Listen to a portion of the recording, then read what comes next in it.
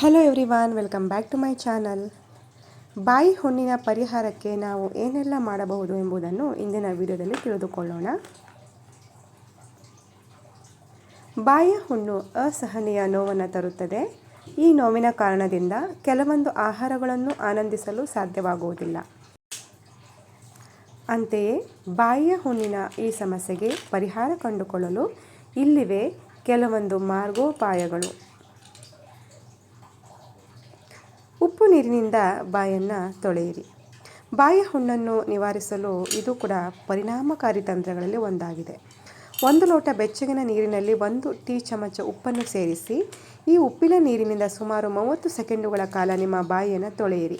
ಈ ಪ್ರಕ್ರಿಯೆಯನ್ನು ದಿನಕ್ಕೆ 3-4 ಬಾರಿ ಪುನರಾವರ್ತಿಸಬಹುದು.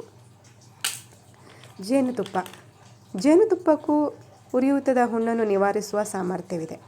ಸ್ವಲ್ಪ ಜೇನುತುಪ್ಪವನ್ನು ನೇರವಾಗಿ ಹುಣ್ಣಿಗೆ ಹಚ್ಚಬಹುದು.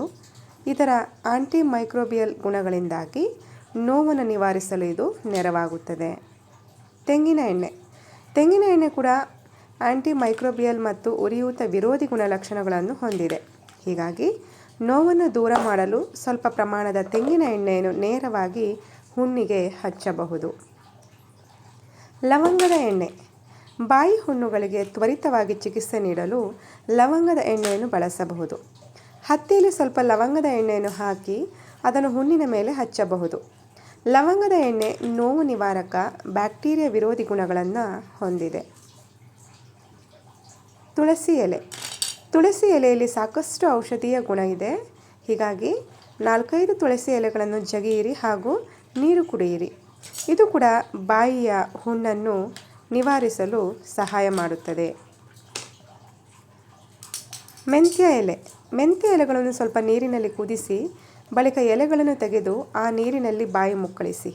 ದಿನಕ್ಕೆ 2-3 ಬಾರಿ ಹೀಗೆ ಮಾಡಿದರೆ ಬಾಯಿಯ ಹುಣ್ಣಿಗೆ ಪರಿಹಾರ ಕಂಡುಕೊಳ್ಳಬಹುದು ಎನ್ನಲಾಗುತ್ತದೆ. Baking soda paste. Baking soda antimicrobial, ಹಿತವಾದ ಹಾಗೂ ಗುಣಪಡಿಸುವ ಗುಣಗಳನ್ನು ಹೊಂದಿದೆ. ಸ್ವಲ್ಪ ಪ್ರಮಾಣದ ಅಡುಗೆ ಸೋಡಾವನ್ನು ನೀರಿನೊಂದಿಗೆ ಬೆರೆಸಿ ಆ ಪೇಸ್ಟ್ ಹುಣ್ಣುಗಳಿಗೆ ಅನ್ವಯಿಸಿ. ಬಾಯಿ ತೊಳೆಯುವ ಮೊದಲು ಕೆಲವು ನಿಮಿಷಗಳ ಕಾಲ ಇದನ್ನು ಬಿಡಿ. ನಿಮ್ಮ ಬಾಯಿ ಹುಣ್ಣು 2 ವಾರಗಳಿಗಿಂತ ಹೆಚ್ಚು ಕಾಲ ಇದ್ದರೆ, ಅಸಹಜವಾಗಿ ದೊಡ್ಡದಾಗಿದ್ದರೆ ಅಥವಾ ತೀವ್ರವಾದ ನೋವು, ತಿನ್ನಲು ಕಷ್ಟವಾಗುತ್ತಿದ್ದರೆ ತಕ್ಷಣ ವೈದ್ಯರನ್ನು ಸಂಪರ್ಕಿಸಿ ಸೂಕ್ತ ಔಷಧೋಪಚಾರಗಳನ್ನು ಪಡೆಯಿರಿ. ಯಾವುದೇ ಮನೆಮದ್ದು ಪ್ರಯತ್ನಿಸುವ ಮುನ್ನ ತಜ್ಞರೊಂದಿಗೆ ಅನಿಸಿದ್ರೆ ಪ್ಲೀಸ್ ಒಂದು ಲೈಕ್, ಶೇರ್, ಕಮೆಂಟ್ ಮಾಡಿ. ಹಾಗೆ ನನ್ನ ಚಾನಲ್ನ ಸಬ್ಸ್ಕ್ರೈಬ್ ಮಾಡ್ಕೊಳ್ಳಿ ಅಂತ ಹೇಳ್ತಾ thanks for watching. See you in the next video.